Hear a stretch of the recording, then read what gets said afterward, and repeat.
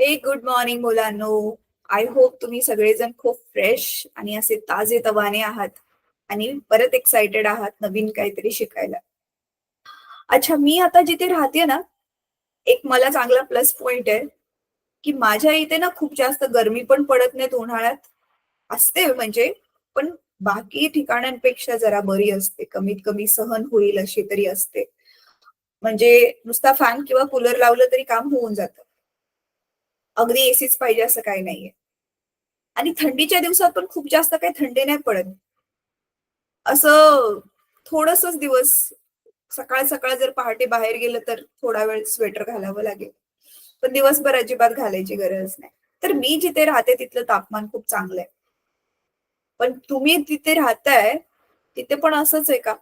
आणि तुम्हाला ऑलरेडी माहिती आहे बघा, तुम्ही भूगोलामध्ये शिकला असाल, काही ठिकाणं अशी असतात, आपल्या जगामधली म्हणा किंवा भारतामधली पण म्हणा, गरमीच्या दिवसात खूप जास्त गरमी आणि थंडीच्या दिवसात जवळ-जवळ तापमान एकदम कुठे चाललंय?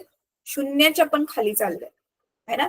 आता तुम्ही विचार करत असाल, मॅम काय हवामान शिकवणार आहेत का? नाही, बिलकुल पण नाही.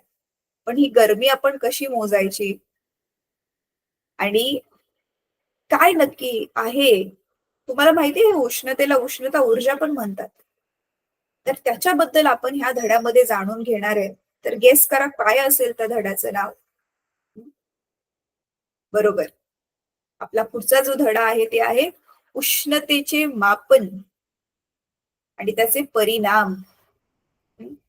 तर हा धडा इंटरेस्टिंग तर आहेच.